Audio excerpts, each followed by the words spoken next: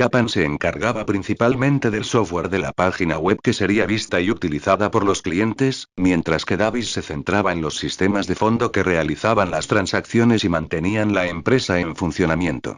Ni Davis ni Kappan eran expertos en sistemas de bases de datos relacionales. Tuvimos algunos buenos aciertos y otros no tan buenos, diría Davis posteriormente. Pero el equipo aún tenía que crear muchos programas por sí mismo. ¿Egotismo de los ejecutivos? Probablemente, no. Ese equipo estaba construyendo una compañía inusual, de un tipo que nunca antes había existido. Dado que tenían que pasar tiempo diseñando sus propios programas, lo hicieron de un modo económico. Para reducir costes, se apoyaron considerablemente en software de código abierto, programas gratuitos como el sistema operativo Unix y los lenguajes de programación C y Perl, todos ellos ejecutables en las estaciones de trabajo SAN que Bezos había comprado. El software de código abierto está hecho por aficionados y profesores y estudiantes universitarios, se distribuye ampliamente, y puede ser mejorado o ampliado por cualquiera.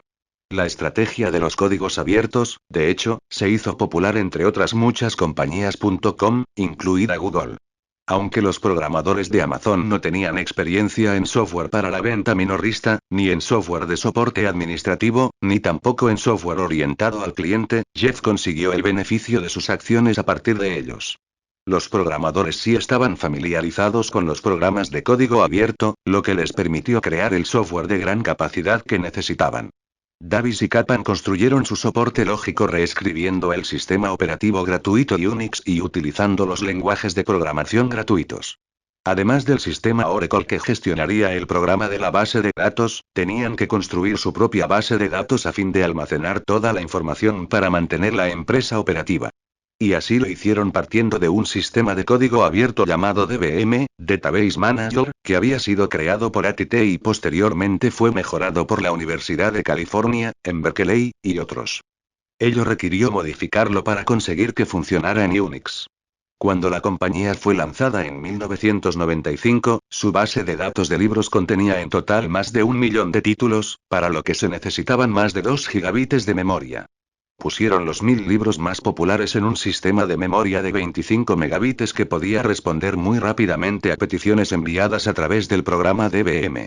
Con una base de datos que incluía más de 1 millón de libros, Jeff empezó a presumir de que Amazon era la mayor librería del mundo.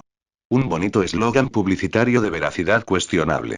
Para empezar, Bezos no quería que su empresa tuviera inventario, o que, como mucho, el inventario pasara por sus manos muy rápidamente, entrando y saliendo el mismo día. Lo que tenía realmente era una enorme base de datos de títulos de libros y de información sobre ellos.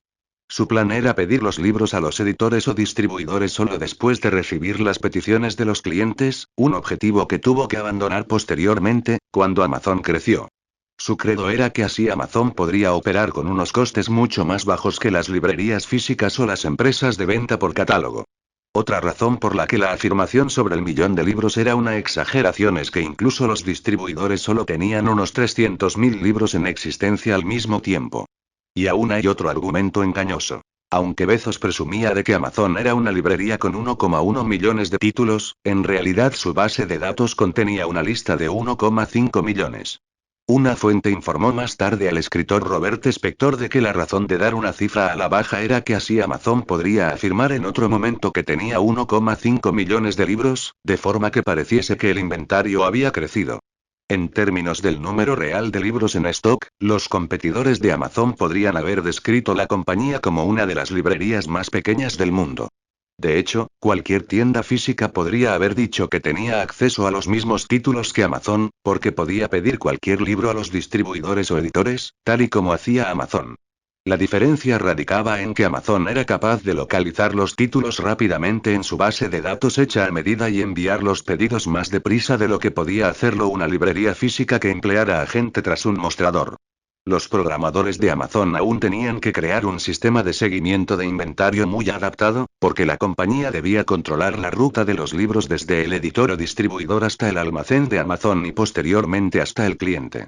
Dado que las empresas de venta por catálogo tenían los libros en stock, normalmente solo disponían de 2 categorías de inventario: en existencias o bajo petición. Bezos quería más precisión, así que Davis tuvo que crear un sistema de seguimiento de inventario específico para Amazon. Si Amazon ya tenía una copia en su almacén, el libro se etiquetaba como listo para enviar en un día. Si el distribuidor tenía el libro en stock, se prometía el envío en 2 o 3 días. En el caso de que el cercano Ingram Book lo tuviera, muchas veces el libro podía enviarse en un solo día. Si un libro tenía que pedirse al editor, la entrega al cliente podía demorarse entre 1 y 2 semanas. Si ni el editor ni el distribuidor disponían del título, se catalogaba como a enviar en un plazo de entre 4 y 6 semanas, o quizá nunca. Los libros descatalogados se incluían en la categoría del quizá nunca. Aún así, Bezos trataba de conseguir los libros descatalogados, y en algunas ocasiones, lo hacía por medio de editores u otras librerías, una característica que pronto le dio la reputación a Amazon de ser un sitio sorprendente para encontrar libros. La estrategia general era ser conservadores al estimar el plazo de envío de un libro, de modo que las sorpresas fueran positivas, enviarlo antes de lo que esperaba el cliente, y no negativas. Sin embargo, algunas de las tareas aún debían hacerse de forma manual y eran extraordinariamente tediosas. Ello implicaba mucho trabajo para el minúsculo equipo de programadores de Bezos. Para encontrar libros, por ejemplo, Amazon utilizaba una base de datos de títulos llamada Books in Print, publicada por R. Walker, la cual incluía todos los libros impresos en Estados Unidos ordenados por el número ISBN. Walker facilitaba esta lista, 1,5 millones de títulos en total, a editores, librerías y bibliotecas en discos CD-ROM. Introducir las listas en los ordenadores de Amazon era como trasladar una gran montaña de arena con una cucharilla, porque Amazon no contaba con los enormes y caros equipos utilizados por las grandes empresas para absorber rápidamente los datos. Los programadores solo podían transferir 600 títulos de una sola vez, lo que implicaba que alguien tenía que copiar y pegar bloques de títulos 2500 veces para cargar un disco entero. Walker mandaba un CD-ROM actualizado cada semana, y solo trasladar las actualizaciones ya suponía el trabajo de casi todo un día entero. Pero las distintas bases de datos no siempre eran de fiar. A menudo contenían datos distintos sobre qué libros estaban disponibles.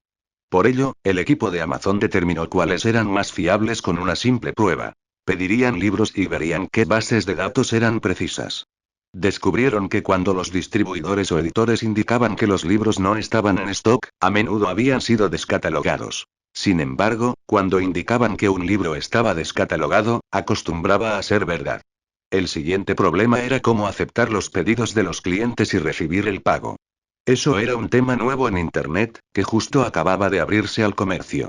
Los cerebros de Amazon no sabían si la gente se sentiría cómoda haciendo pedidos y dando números de tarjetas de crédito por Internet, o si preferiría utilizar el correo electrónico, o llamar directamente a la compañía, o simplemente enviar un cheque.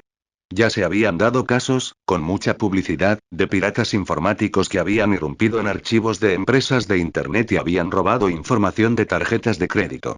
La solución más evidente era tener previstos todos los escenarios posibles. Al principio, el equipo pensó que el correo electrónico sería el escenario de trabajo más probable, dado que los usuarios de correo electrónico superaban en número a los de Internet en una proporción de 10 a 1. Por ello crearon un sistema de pedido por correo electrónico.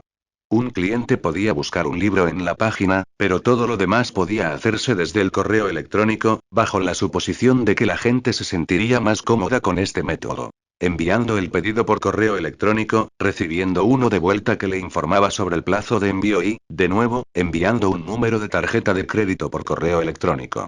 Para cuando Amazon abrió y empezó a funcionar, la placa de Petri de Internet ya se había hecho tan popular que no se necesitaba el sistema de correo electrónico, y la empresa pudo centrarse principalmente en los pedidos recibidos a través de la página web.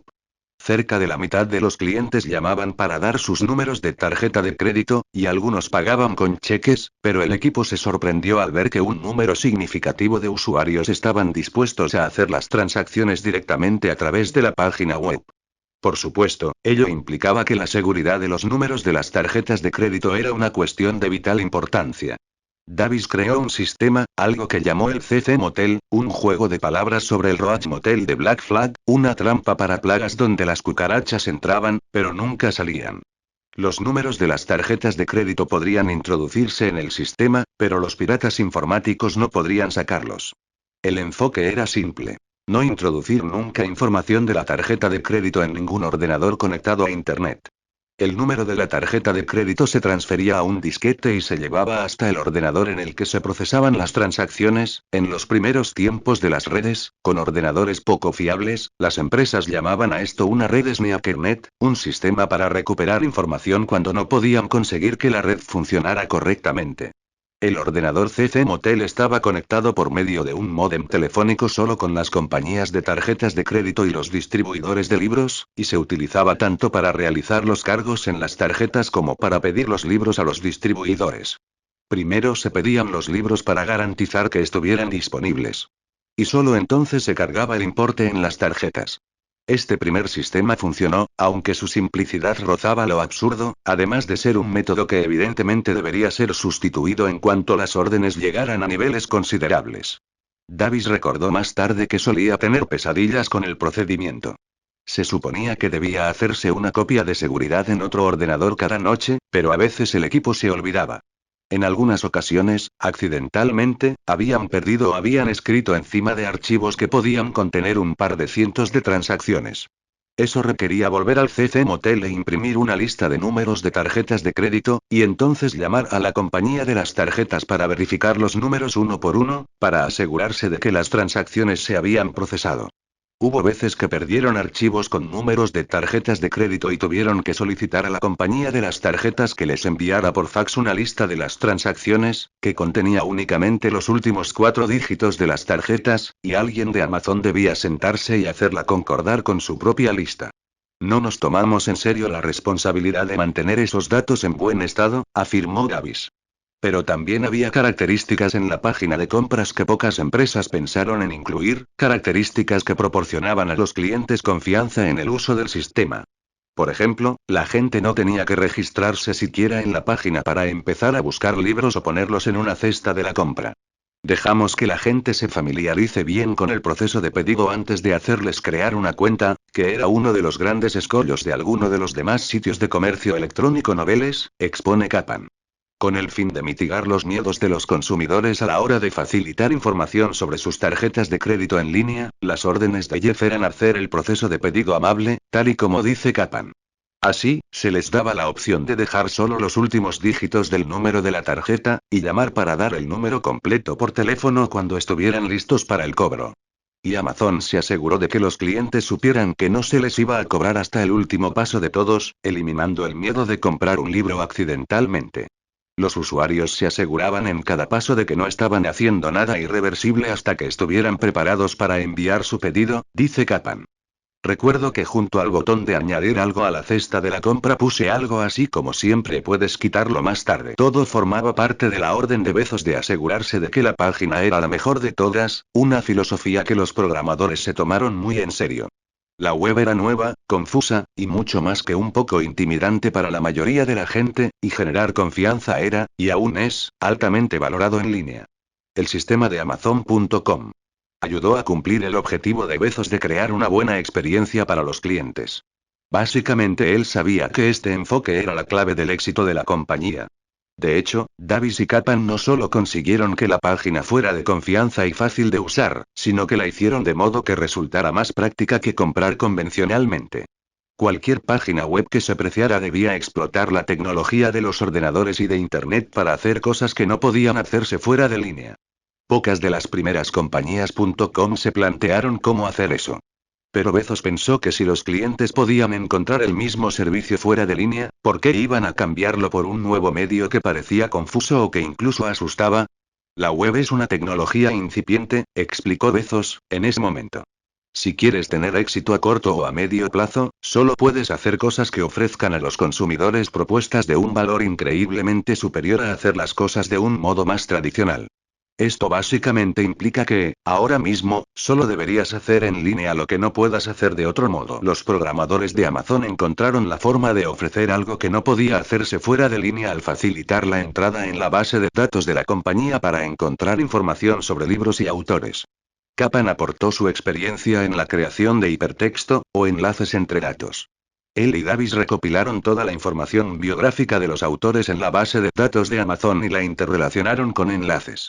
Los clientes podían buscar entre todos los temas y autores que fueran de su interés.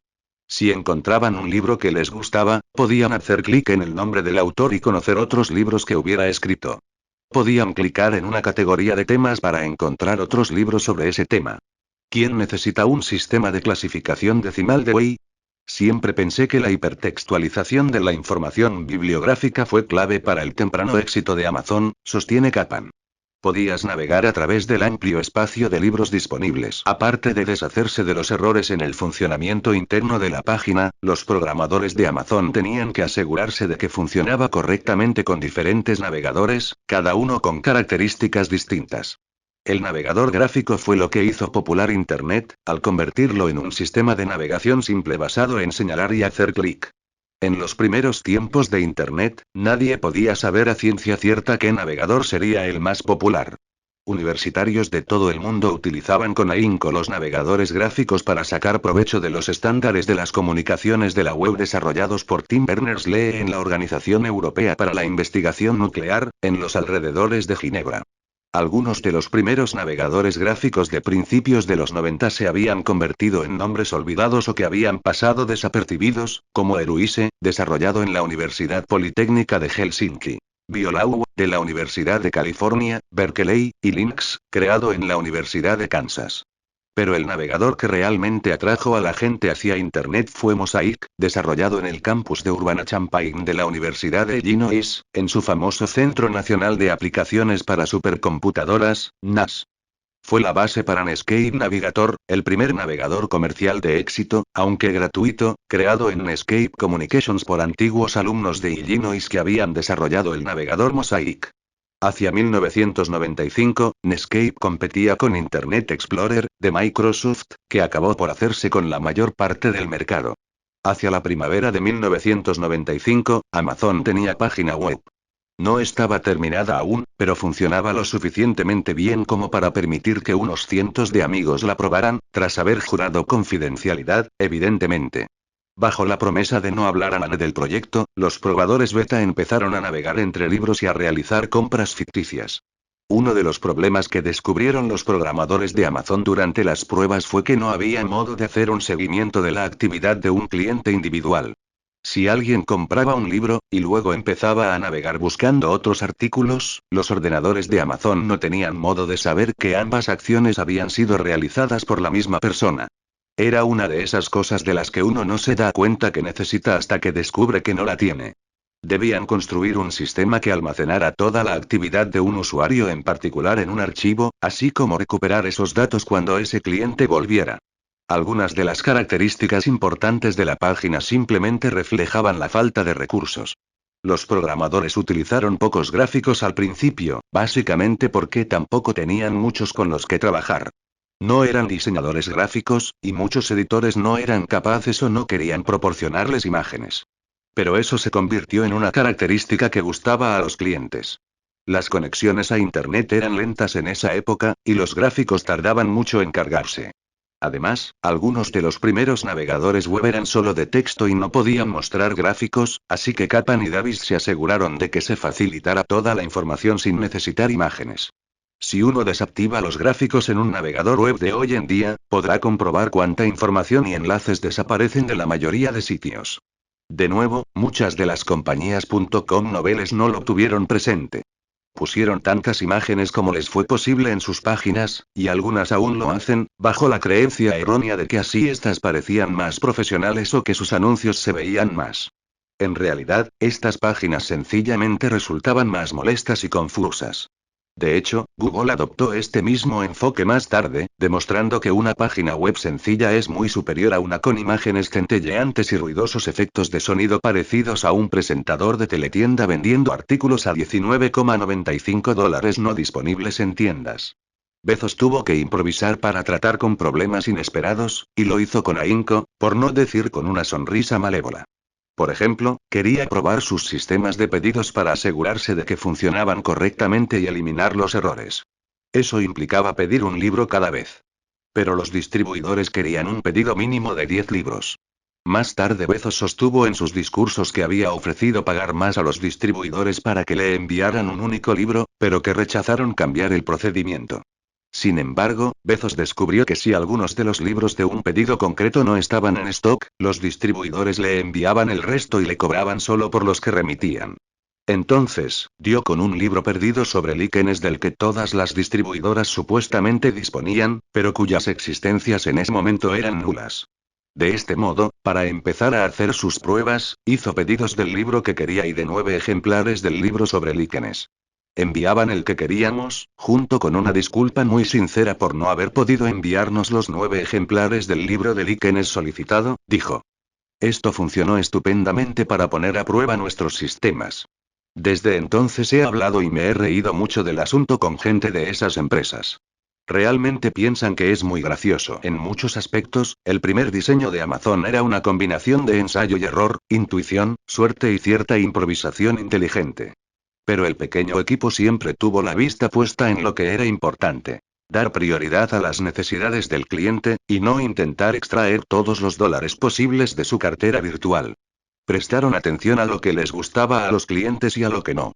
Ese enfoque facilitó el buen comienzo de Amazon, y continuó siendo un punto de referencia en el futuro de la compañía. 7. Los problemas crecen. Amazon.com. Se lanzó finalmente el 16 de julio de 1995. Fue en el momento justo, precisamente cuando masas ingentes de gente empezaron a utilizar Internet y antes de que muchos competidores hubieran creado páginas comerciales buenas. Amazon.com. Empezó con la última tecnología y un diseño muy limpio a mediados del año en que el uso de Internet creció varias veces, hasta 16 millones de personas.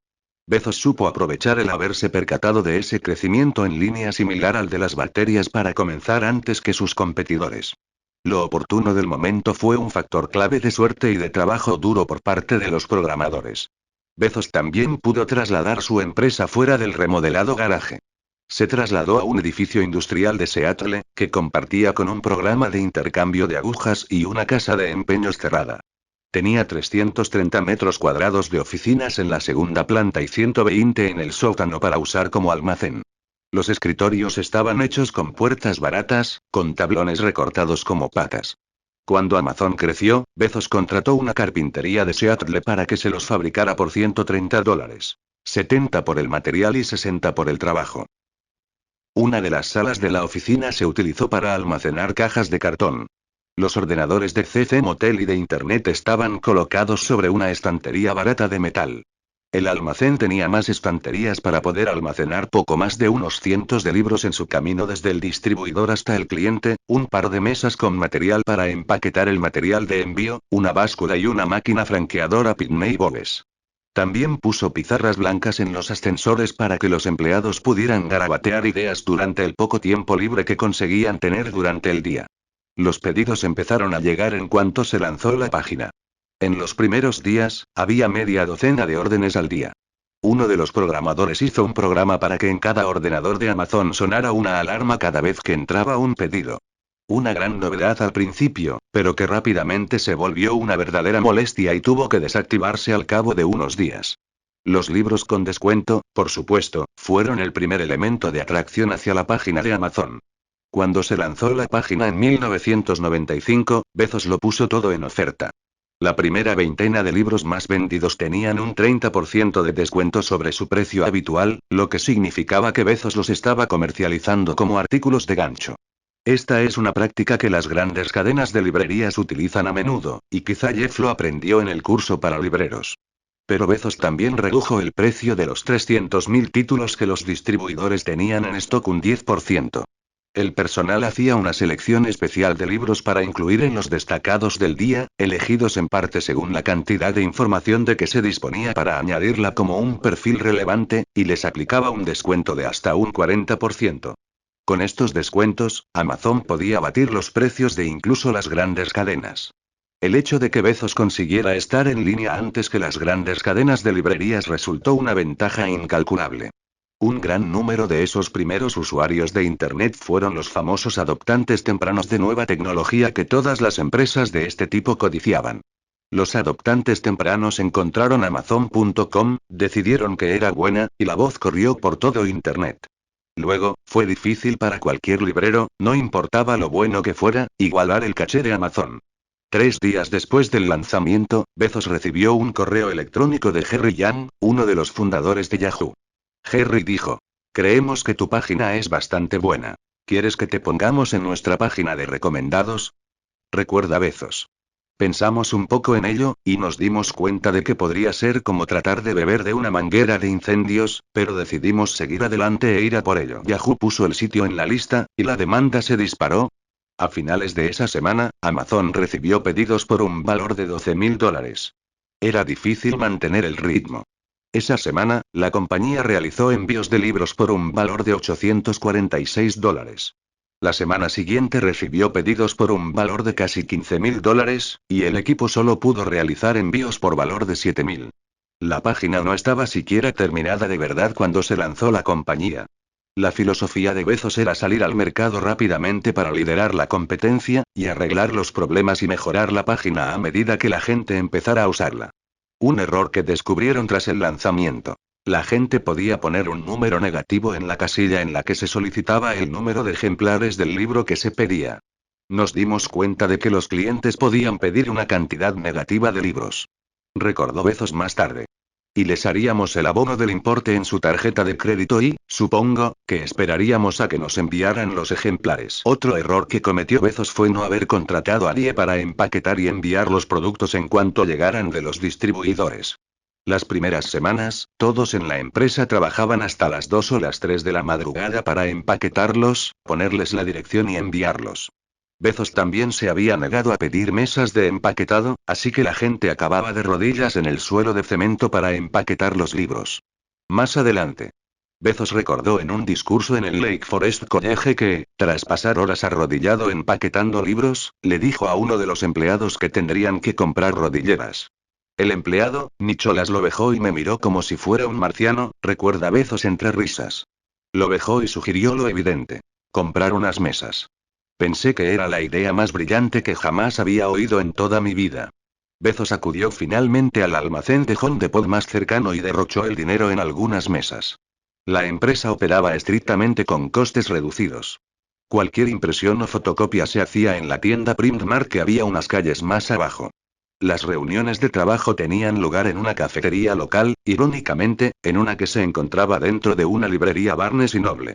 Los empleados compraban los suministros que necesitaban y luego, a final de mes, presentaban una factura para que los gastos les fueran reembolsados. Todos los empleados, incluido Bezos, respondían correos electrónicos de clientes con preguntas, comentarios o quejas. A pesar de que su funcionamiento era aparentemente patético, realizado por aficionados, Amazon creció muy deprisa una vez que se lanzó. En octubre, experimentó su primer día registrando un centenar de ventas de libros. En menos de un año, le llegó su primera hora con un pedido de 100 libros. La voz seguía corriendo, pese a que la compañía no había hecho ningún tipo de publicidad explícita durante el primer año. Bezos, no obstante, había contratado vallas publicitarias móviles para que pasaran por delante de las tiendas de Barnes y Noble mostrando la pregunta: ¿no encuentras el libro que buscas?, junto con la dirección de la página web de Amazon. La voz siguió expandiéndose por Internet. Netscape puso el sitio en su lista de novedades, y muchas otras páginas hicieron lo mismo. Amazon siempre estaba casi en lo alto de las listas porque las listas eran mayoritariamente alfabéticas, precisamente la razón, como se ha comentado antes, por la que Bezos eligió un nombre que empezara por A. Incluso The Wall Street Journal escribió un artículo sobre la pequeña empresa en su portada. Esto disparó el tráfico. También se trataba de una maldición, porque alertaba a los competidores, de los que había muchos y grandes, de nuestra existencia. Recuerda Bezos en concreto, Barnes y Noble empezó a darse cuenta de lo que estábamos haciendo. Cerca de un año más tarde, en mayo de 1996, Barnes y Noble lanzó su tienda en línea, alrededor de una semana antes de la oferta pública de acciones inicial de Amazon. Pero Bezos se preparó para competir. Siguió añadiendo características que mantuvieron a Amazon siempre un paso por delante, sin importar cuánto corriesen los demás.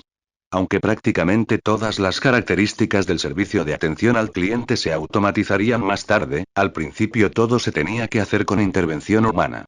En los destacados del día, los editores de Amazon ponían énfasis en determinados libros con información adicional y reseñas.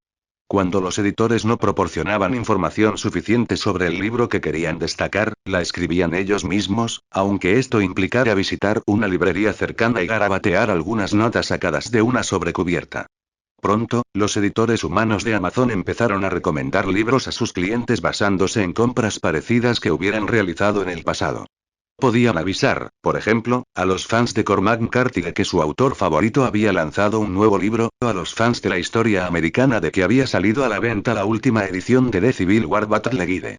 Esta era la clase de servicios que en su momento había estado reservada a los clientes habituales de las librerías locales con personal experto. Pero Bezos estaba decidido a añadir características que fueran difíciles o imposibles de conseguir por parte de las librerías físicas. Internet ofrecía comunicaciones bidireccionales, y Bezos se dio cuenta de que podía lograr que los clientes hicieran parte del trabajo editorial ellos mismos, al mismo tiempo que satisfacía su pasión por los libros y su deseo de pontificar. Amazon invitó a los lectores a que propusieran sus propias reseñas para que otros clientes las puntuaran, y pidió a los autores que respondieran preguntas hechas en línea por los lectores. La compañía también permitió visitar la página en modo visible o invisible. Con la primera opción, la gente que navegaba por la misma categoría de libros podía comunicarse entre sí y recomendarse obras que le gustaran. En un magnífico truco publicitario, John Updike empezó una historia corta titulada Murder Makes the Magazine, el asesinato llega a la revista, para la página y pidió a los lectores que enviaran sugerencias para la misma. Llegaron 400.000 finales para la historia. Durante 6 semanas, Amazon eligió un ganador semanal de entre la selección y lo premió con $1.000. De entre esos 6, se eligió un ganador final al azar, con un premio de $100.000. Amazon no era simplemente una página de ventas. Se convirtió en una temprana red social para los aficionados a los libros. La información recibida de los clientes en un principio fue controvertida. A los clientes se les permitió escribir reseñas negativas de los libros, y la competencia no lograba entender por qué admitía eso un librero. ¿Quién compraría un libro que alguien había criticado duramente? Algunas librerías locales tenían empleados que escribían reseñas de los libros que les gustaban, pero que se limitaban a ignorar los que no. Todo formaba parte del plan de Jeff para crear la empresa más centrada en el consumidor del mundo. Pocas semanas después de haber empezado con el proceso de envío de reseñas por parte de los clientes, dijo: he empezado a recibir cartas de colegas bien intencionados diciendo que quizá no entiendo el negocio. Se hace dinero cuando se venden cosas. ¿Por qué permites comentarios negativos en tu página? Pero nuestro punto de vista es que venderemos más si ayudamos a los clientes a tomar decisiones a la hora de comprar. Estas tácticas funcionaron en parte porque eran inusuales. Los comentarios y las recomendaciones de los clientes enseñaron a la gente que Amazon era una tienda distinta, una en la que se podía confiar, hasta el punto de que indicaba los libros que podían suponer probablemente una pérdida de tiempo y dinero. Esto ayudaba a crear una reputación comercial. Y reforzaba la imagen de Bezos como un ejecutivo que realmente se preocupaba por sus clientes. Este fue un ejemplo importante del intento de Bezos de sacar toda la ventaja posible de Internet, para hacer cosas en línea que no pudieran hacerse en una tienda física. Los desconocidos generalmente no empiezan a recomendarse libros los unos a los otros en una librería. Soy una persona extrovertida, pero nunca entraría en una librería y pediría a un completo desconocido que me recomendara un libro, ha dicho Bezos. El semianonimato del entorno en línea hace que la gente se inhiba menos. Amazon también empezó a redecorar la tienda para cada cliente, poniendo a la vista libros de géneros por los que la gente había expresado interés, o recomendando libros siguiendo antiguos patrones de compra. Estas características interactivas serán increíblemente poderosas, predijo Bezos en 1996. Y no se pueden reproducir en un mundo físico. Las tiendas físicas tienen que diseñarse de acuerdo con un mínimo común denominador. El estudio de los clientes y la información obtenida de ellos indicaban que la selección y la conveniencia eran muy importantes. Para mejorar estas características, Bezos trabajó en el desarrollo de relaciones más estrechas con los distribuidores de libros. En el verano de 1996 no había contratos por escrito con los distribuidores, y nadie que asegurara que las entregas se realizarían fluidamente. El departamento de pedidos estaba formado por un empleado y 2 ordenadores personales. Amazon no tenía a nadie a cargo de devolver los libros a los distribuidores cuando no se vendían, y muchos de ellos se quedaban en las estanterías. Por ello, Bezos contrató a gente para que se encargara del asunto y los organizara. En 6 meses, la compañía pasó de pedir 100 libros al día a pedir 5.000. Otro talento importante que Bezos ha demostrado siempre es la voluntad de aferrarse a nuevas ideas vengan de donde vengan. Una idea brillante procedió de un cliente. En julio de 1996, la empresa recibió una petición de alguien que quería recomendar libros en su propia página. Solicitó permiso para enlazar las reseñas con los correspondientes libros en Amazon, para que la gente pudiera comprarlos. Bezos se dio cuenta de que eso podía suponer un buen empujón para el negocio. De este modo, la compañía creó su programa de afiliados, invitando a que empresas y otras organizaciones establecieran enlaces con la base de datos de Amazon. Si alguien clicaba en ese enlace y compraba el libro en Amazon, la página asociada recibiría una comisión de entre un 5 y un 15% de la venta, dependiendo del artículo vendido. Aparte de los ingresos recibidos, el programa resultó de gran ayuda para la reputación de Amazon como una página en la que los entusiastas de cualquier tema podían encontrar los libros que querían. Dado que una página de, pongamos, fans de los coches clásicos Mustang podía enlazar con libros sobre el tema, la idea de que Amazon podía encontrar cualquier libro sobre cualquier tema creció. En 1998, Bezos describió el programa como una de las cosas más innovadoras que hemos hecho. La idea del programa de afiliados también fue patentada por Amazon.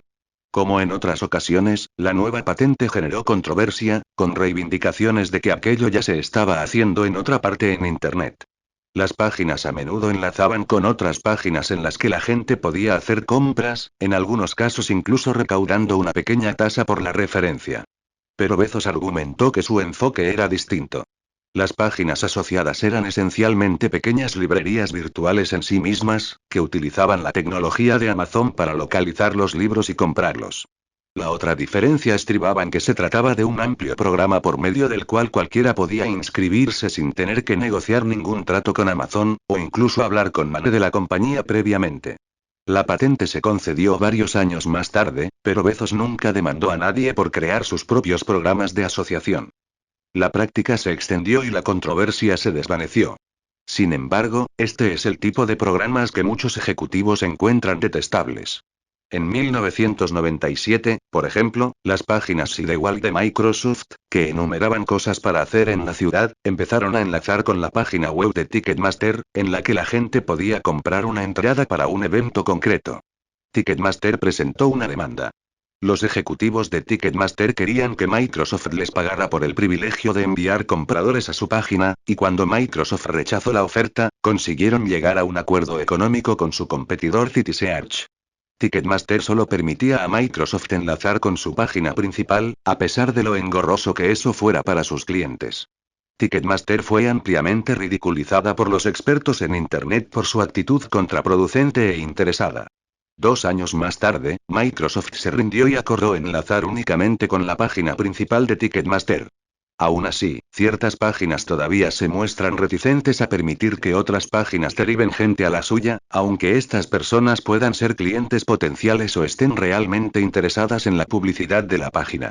La mayor parte de los recelos proceden de las páginas de noticias que se quejan de los motores de búsqueda que ofrecen resúmenes de las noticias junto con los enlaces a las historias originales, aunque está ampliamente documentado que los enlaces aumentan enormemente el tráfico en las páginas de noticias e incrementan la clasificación en los motores de búsqueda. Gente como Rupert Murdoch, de News Corporation, sigue amenazando con demandar a Google por poner anuncios de artículos de News Corporation en Google News y enlazarlos con la fuente original. Al no solo aceptar esta práctica, sino también pagar a otras páginas para que proporcionaran enlaces, Bezos demostró la diferencia entre un emprendedor que entiende Internet y sus capacidades únicas, y los ejecutivos de más edad, que no entendían el nuevo medio y que se unían a regañadientes al mundo virtual.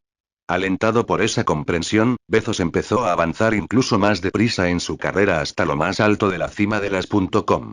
8. Dinero a raudales. Hoy sabemos un 2%.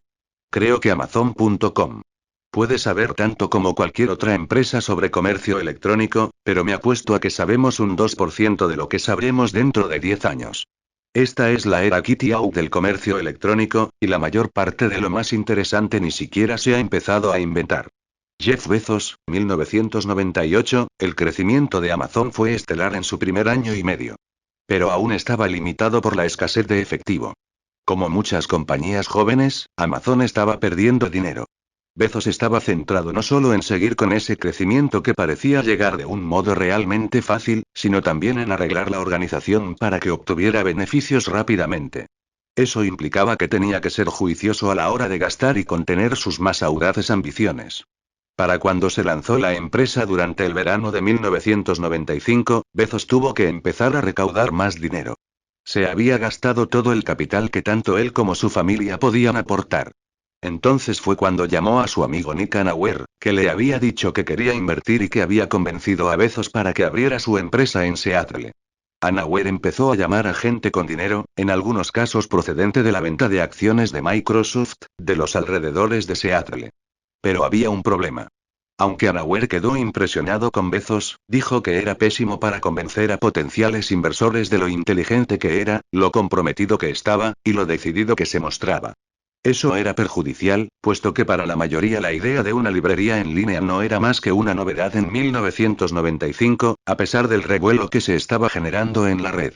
Por supuesto, fue difícil recaudar dinero, aunque algunos de los inversores han dicho que les impresionó la inteligencia de Bezos. Si un inversor potencial no estaba tan entusiasmado como Bezos con el crecimiento en las placas de Petri, porque todo el mundo le decía que a la gente le encantaba entrar en las librerías y no querían comprar en línea, Bezos podía citar una cantidad extraordinaria de estadísticas que había obtenido durante su investigación, y eso finalmente marcaba la diferencia.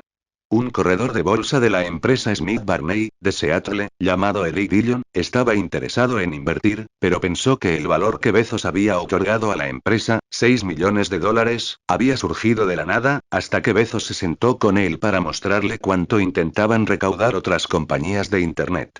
Dillon consiguió que bajara el valor a 5 millones, y puso algo de dinero. Un destacado hombre de negocios de Seattle llamado Tom Alberg se quedó sorprendido con las previsiones de Bezos de que Amazon podría rendir el equivalente al inventario de una librería media en una proporción de 20 veces por año, en comparación con las 2,7 veces de la mayoría de las librerías, con datos para aportar mayor credibilidad a la afirmación. Al final, Hanauer consiguió algunos compromisos, y él mismo hizo la primera inversión. Le siguieron otros, y hacia finales de año, 20 inversores habían puesto dinero, normalmente unos $30.000 cada uno. Bezos reunió $981.000. Para añadir mayor talento de gestión a la empresa, Bezos incorporó a los inversores Nick Hanauer, Eric Dillon y Tom Alberg como consejeros de la compañía. Entonces, en 1996, la corriente cambió estrepitosamente. Wall Street empezaba a hacerse eco de la fiebre de Internet. Millones de nuevos usuarios se conectaban cada año. Además, Nescape había avivado el fuego de la inversión con su espectacular oferta pública de venta de acciones en agosto de 1995. Así, a principios de 1996, ocurrió lo inevitable. Un empresario capitalista llamó a Jeff Bezos. Ramanan Raghavendran estaba navegando por Internet un día cuando por casualidad se topó con Amazon.com. Raghavendran era responsable de encontrar posibles inversiones en Internet para General Atlantic, una compañía de inversiones de Connecticut. Quedó asombrado con lo que Bezos le contó durante la conversación telefónica, y quiso invertir algo de dinero. Le dio a la empresa un valor de unos $10 millones, el doble de lo otorgado hacía solo unos meses en la recaudación de fondos privada. Bezos no aceptó la oferta de inmediato. En lugar de eso, le hizo pensar. ¿Cuánto interés habría por parte de la comunidad empresarial capitalista? ¿Cuánto dinero podría recaudar si se lo tomaba en serio? Amazon se estaba acercando a los $5 millones de beneficios anuales, y el crecimiento era cada vez más rápido. Había que olvidarse de la idea de dar un valor total de $10 millones a la empresa. En su lugar, Bezos y sus asesores empezaron a pensar en subir la cifra a $50 millones únicamente por una parte de la compañía. Y salieron a la caza de inversores. Una de las cosas que nunca le ha faltado a Bezos es fe en sí mismo, aunque otros no siempre compartieran su visión en los primeros tiempos de Amazon. Por ello, acudió directamente a las altas esferas. Su junta asesora y algunos de sus empleados tenían contactos en Kleiner Perkins Caufield y Beers, por lo que empezaron a llamar al probablemente mayor empresario capitalista de Silicon Valley, John Doerr, de KPCB. Doerr no les devolvió las llamadas. Pero otros empresarios capitalistas sí lo hicieron. Fue el preludio de la era.com, cuando cualquier plan de negocio que incorporase Internet en su modelo se veía como si estuviera escrito en oro. Bezos y sus asesores comenzaron a envalentonarse. Decidieron que, con una oferta de General Atlantic sobre la mesa, podrían tomarse su tiempo para encontrar el mejor trato. Buscaron otras empresas capitalistas, pero la que más les gustaba seguía siendo KPCB. Bezos habló con otras compañías en las que KPCB había invertido, tanto en las que había tenido éxito como en las que no, y quería a John Doerr y a su empresa tras él. El equipo volvió a reunirse con General Atlantic. Dillon dejó que los potenciales inversores hablaran durante 1 hora y media antes de decir nada. Finalmente, le miraron, y él puso algunas cartas muy altas sobre la mesa. Solo firmaremos un trato con vosotros hoy si nos ofrecéis un valor de empresa de $100 millones. El equipo de General Atlantic se quedó atónito. Dillon admitió que a él y a Bezos se les ocurrió esa cifra porque se trataba de un número escandaloso, exorbitante y paralizante. El plan era simplemente ver cuánto podían subir, al mismo tiempo que buscaban a otros capitalistas. Después de eso, Jeff y yo fuimos a cenar y nos pasamos toda la noche riendo de sus reacciones. En los anales de Amazon, se recordará como un día realmente divertido. General Atlantic volvió más tarde con una oferta que valoraría la compañía en $50 millones. Bezos y Dillon la rechazaron. Entonces, la oferta subió hasta un valor de entre 60 y $70 millones. Las negociaciones empezaban a ponerse serias. Sin embargo, finalmente alguien de KPCB llamó a Bezos. Bezos actuó con sangre fría y dijo que Doerr debería viajar a Seattle para reunirse con él.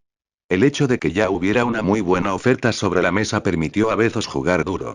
KPCB ofrecía $8 millones por un 13% de las acciones de la compañía, dándole un valor de $60 millones. Bezos le pidió a Doerr que se uniera a la junta de la compañía como parte de la inversión. Doerr se lo pensó un poco, pero al final accedió debido al gran interés de otros.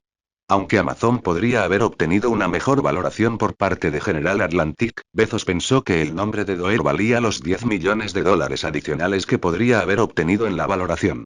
En la primavera de 1996 aceptó la oferta. A pesar de que algunos digan que Bezos estaba decidido a conseguir a Doerr y KPCB desde un principio, sus tácticas de juego duro con la empresa funcionaron. Tuvimos que competir como locos por el derecho a invertir en Amazon, reconocería Doerr posteriormente. Ahora Bezos jugaba con dinero real. Con eso, cambió su estrategia. Había estado planeando hacer la compañía rentable rápidamente, de modo que pudiera convertirse en autosuficiente o atraer a inversores serios, pero acababa de hacerlo sin beneficios.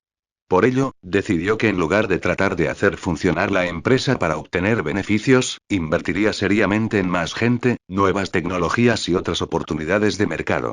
Ahora era una carrera. El que primero copara el mercado de acciones obtendría la primera posición en la parrilla y sería difícil de adelantar. El mandato ahora era: crece deprisa. No mantuvo en secreto la estrategia. No somos rentables, afirmó a The New York Times en enero de 1997. Podríamos serlo. Ser rentable sería la cosa más fácil del mundo. Y también sería la más estúpida. Estamos tomando lo que podrían ser beneficios y reinvirtiéndolos en el futuro del negocio.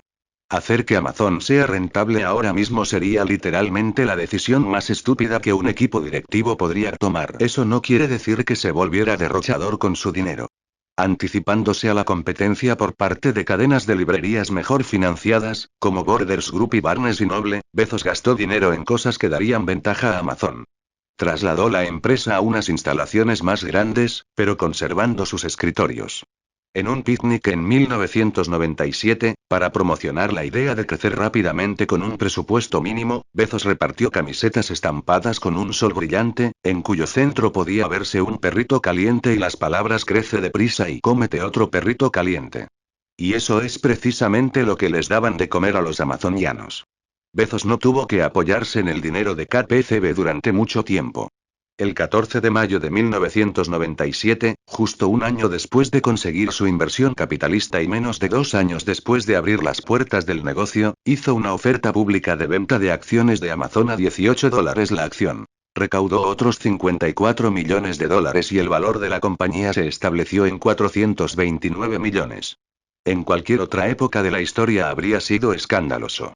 Cuando la compañía anunció por primera vez sus planes para una oferta pública de venta de acciones con 2 meses de antelación, los analistas pensaron que su plan inicial de venderlas a $13 por acción para obtener una valoración de 300 millones era de locos. Pero eso fue en la fase temprana de la fiebre de Internet.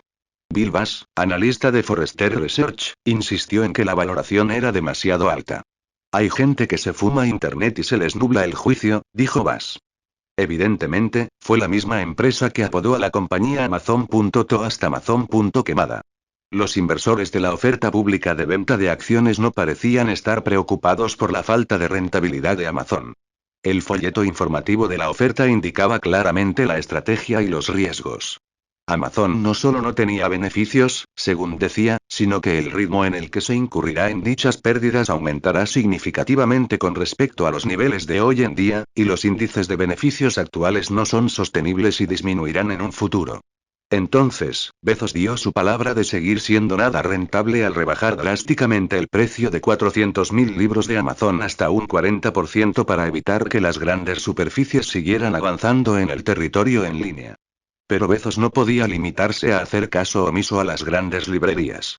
Barnes y Noble había demandado a la compañía para que dejara de anunciarse como la librería más grande del mundo, dado que Amazon manejaba un inventario relativamente pequeño. Bezos contraatacó con otra demanda, reivindicando que Barnes y Noble no se merecía el privilegio de vender libros sin cargarles impuestos sobre las ventas, dado que ese derecho se reservaba para las ventas en línea para los clientes en los estados en los que la compañía no tuviera presencia física, mientras que la compañía tenía librerías físicas en casi todos los estados de Estados Unidos. Las compañías llegaron a un acuerdo posteriormente sin dar a conocer ninguno de los términos. Un año después de la oferta pública, las acciones de Amazon se vendían a $105 por acción, lo que le daba un valor de 5.000 millones, más que las valoraciones de Barnes y Noble y Borders Group juntas. Había perdido otros $30 millones desde la oferta pública de venta de acciones. Así pues, ¿por qué estaban los inversores tan dispuestos a colocar su dinero en esa empresa aparentemente inestable? Amazon se había convertido en la primera página comercial de Internet. Con una ventaja de 2 años sobre la competencia, un gran reconocimiento de su nombre comercial y un crecimiento de sus ingresos, se había transformado en una estrella de Internet. También poseía un inventario pequeño y recababa $300.000 en ventas por empleado, más de 3 veces el índice de ingresos por empleado de las librerías físicas. Además, Bezos seguía teniendo el 41% de las acciones de la compañía, con KPCB como titular de otro 12%, su participación se había diluido desde su inversión, por lo que la gran demanda hizo ascender el precio de unas acciones relativamente difíciles de conseguir. Pero lo principal era que a la gente le encantaba la página. La famosa atención al detalle y el desempeño de Jeff Bezos habían dado sus frutos. La visión de Amazon fue descrita por la revista Time un mes antes de la oferta pública. Esta página es tan rápida e interactiva que es casi como si estuviera viva. Resulta asombroso tener cada título en cualquier idioma al alcance de la mano, y los comentarios realizados por los lectores le añaden una capa de interactividad igualitaria. Crecer rápidamente sin siquiera intentar obtener beneficios se convirtió en el mantra de casi todas las otras compañías de Internet que vinieron a continuación. Fue la estrategia que definió la era .com de finales de los 90. Para muchos, no funcionó. Netscape intentó la misma estrategia, pero fue desbancada posteriormente por Microsoft, que tenía los bolsillos mucho más llenos. Las empresas .com cayeron en picado cuando el mercado se desplomó en 2000 y 2001, incapaz de conseguir rentabilidad. Pero Bezos desarrolló bien su estrategia. Amazon se convirtió en la primera empresa de Internet que redefinió completamente una industria. 9. Creciendo. Cambiar una industria requiere mucho más que una gran idea. Precisa mails de nuevas ideas, un rendimiento prácticamente perfecto y mucho estómago. En cuanto se aseguró los fondos de las empresas capitalistas, Bezos empezó a añadir características a la página web y a contratar gente nueva como un niño que recoge caramelos en Iowa. En septiembre de 1997 añadió la opción de compra en un clic. 5 meses después decidió ofrecer a otras librerías la oportunidad de vender a través de Amazon en consignación con el programa de afiliados, dando así acceso a las pequeñas librerías independientes a la formidable presencia en línea de Amazon. También apostó fuerte en publicidad para conseguir que el nombre de la compañía estuviera entre la élite tecnológica, los primeros que habían adoptado la tecnología de Internet. De acuerdo con Jupiter Communications, se gastó más de $340.000 en la primera mitad de 1996, y se colocó en el puesto 34 de la lista de los que más gastaron en publicidad. Bezos llegó a acuerdos de publicidad plurianuales con portales de Internet como Yahoo, Excite y AOL. Contrató a una agencia de publicidad de Silicon Valley, Usual-CKS, la cual le proporcionó una serie de anuncios memorables para mostrar la variedad de la oferta de Amazon de un modo humorístico. 163 libros sobre bodas, 798 sobre divorcios, 16 libros sobre la calvicie masculina, 128 sobre sombreros, 460 libros para marxistas, incluidos 33 sobre Groucho. Hacia mediados de 1998 gastaba más de $26 millones en marketing en solo 3 meses, con anuncios tanto en línea como en los principales periódicos, como The New York Times y The Wall Street Journal, y luego se pasó a la radio y a los programas de televisión por cable, como los de la cadena CNN. A finales de 1998, invertía casi una cuarta parte de sus ingresos en publicidad. Hoy Amazon es un anunciante descomunal. En 2009 gastó aproximadamente $600 millones en publicidad y promociones. La contratación se aceleró. A finales de 1996 Amazon contaba con 110 empleados, 14 de ellos dedicados a responder los correos electrónicos de los clientes. Algunos de los nuevos contratados tenían poco que hacer al principio. Había contratado más jefes, aunque por el momento no eran necesarios, afirma Perry Ardman, uno de los primeros programadores de Amazon. Puede que solo tuvieran un par de personas a su cargo. Pero eso les dio tiempo para conocer la empresa. Bezos les permitió que fueran jefes antes de tener que responsabilizarse de un grupo grande de gente. Algunos de los nuevos contratados en puestos clave incluso tenían experiencia previa relacionada con sus funciones. Marketing, gestión de proyectos, distribución, finanzas y... hasta había un ejecutivo de Barnes y Noble. Y Bezos consiguió contratar solo a los mejores. El proceso de selección para nuevas contrataciones era tan exigente como superar los exámenes orales para obtener un doctorado en física de partículas. Cada candidato debía ser entrevistado por varios empleados, y luego por Jeff, que también interrogaba a los otros entrevistadores. Bezos creaba elaboradas tablas en una pizarra para hacer una lista de las aptitudes del candidato, y rechazaba a cualquiera sobre el que tuviera la más mínima duda. Se pedía a las personas indicadas como referencia que dijeran cuáles eran las mejores cualidades y los peores defectos de cada candidato. En la entrevista, los candidatos se enfrentaban a preguntas difíciles elegidas al azar. Por ejemplo, ¿cómo diseñarías un coche para una persona sorda? La mejor respuesta: taparse los oídos y conducir para saber qué se siente siendo un conductor sordo. En las reuniones para discutir sobre los candidatos, las preguntas que se hacían iban desde ¿qué admiras en este candidato? ¿Hasta qué se le da fatal? Uno de sus credos era que cada vez que contratábamos a alguien, él o ella subiría el listón para la siguiente contratación, de modo que el talento acumulado siempre se incrementara, dijo Nicholas Lovejoy, que se había unido a Amazon en 1995 como el quinto empleado. Bezos exponía la filosofía de este modo. 5 años después de haber contratado a un empleado, ese empleado debería decir: estoy feliz de que me contrataran cuando lo hicieron, porque ahora no me contratarían. Sin embargo, consiguió que sus nuevos trabajadores le salieran ridículamente baratos.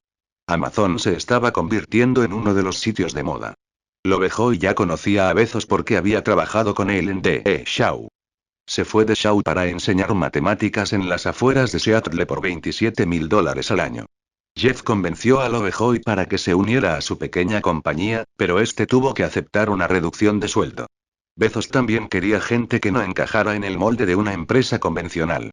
En 1998, la directora del servicio de atención al cliente, Jane Slade, dijo a Business Week: pedimos a las agencias de trabajo temporal: enviadnos vuestros frikis. Pocos tenían experiencia previa en el mundo de la venta de libros. Pero Bezos se decantaba por gente con otros intereses y talentos especiales fuera del trabajo. Campeones en concursos de deletreo de instituto, amantes de la música barroca, atletas fantásticos o entusiastas del alpinismo.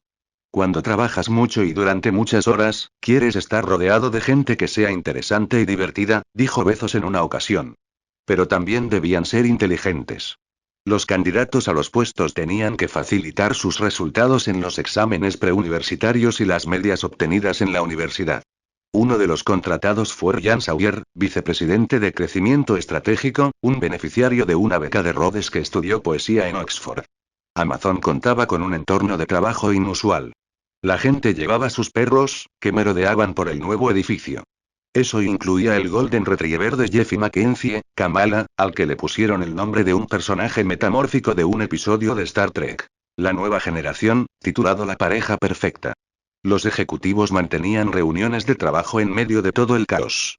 La oficina central empezó a estar tan abarrotada que Bezos tuvo que ampliarla con el aparcamiento de la planta baja. Incluso la cocina servía de despacho para varias personas. Por otra parte, Bezos también invertía mucho dinero en mejorar la página y añadir características sin hacer que resultara confusa. Sabía que un cliente insatisfecho podía difundir quejas entre mails de personas a través de chats y grupos de noticias de Internet. A partir de ese momento, Amazon se convirtió en